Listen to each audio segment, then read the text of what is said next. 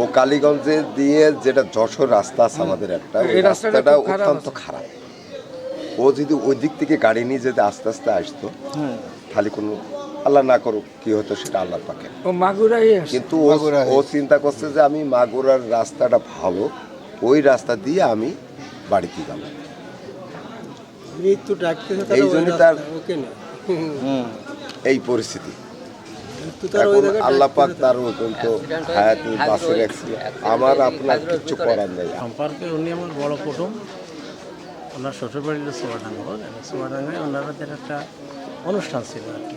তার জন্য ওখানে ফ্যামিলি সহ, উনি সহ এবং আমার যে কুটুমের ছেলে, ওনার ফ্যামিলি সহ ওরা সবাই এক গাড়িতেই ছিল, নিজেদের গাড়ি। জনে নিজেই ড্রাইভ করতেছিল, ড্রাইভ করতে পারে এবং এবং চালকও ভালো।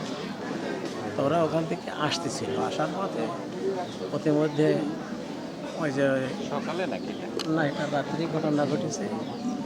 রাত্রেই ঘটনাটা ঘটেছে।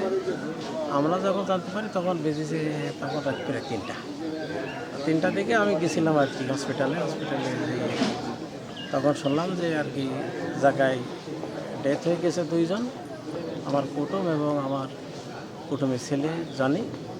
আর বাচ্চাটা তখন বেঁচে ছিল। তো অ্যাম্বুলেন্সে করি যখন আর বাকি যে 3 জন ছিল সব ওই বাচ্চাটাকেও নিয়ে আসছিল হসপিটালে।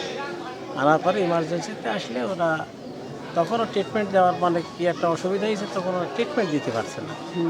এই দেখাশোনা করতে করতে মোটামুটি বাচ্চাটাও মারা গেছে।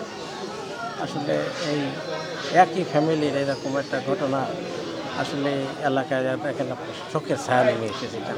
সর্বোচ্চ উনিও আরও যারা আর যে 3 জন আছে ওনার স্ত্রী সহ, ওনার বেটার বউ বলে আর কথা ছেলে, তারাও 2 জন আশঙ্কামুক্ত, কিন্তু ওনার স্ত্রী আশঙ্কামুক্ত নন।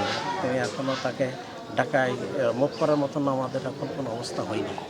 ডাক্তাররা ঢাকায় নেওয়ার কথা যখনই বলবে তখন আমরা সব রেডি আছে, আমরা ঢাকাতে মানে উন্নত চিকিৎসার জন্য সেখানে নিয়ে যাব।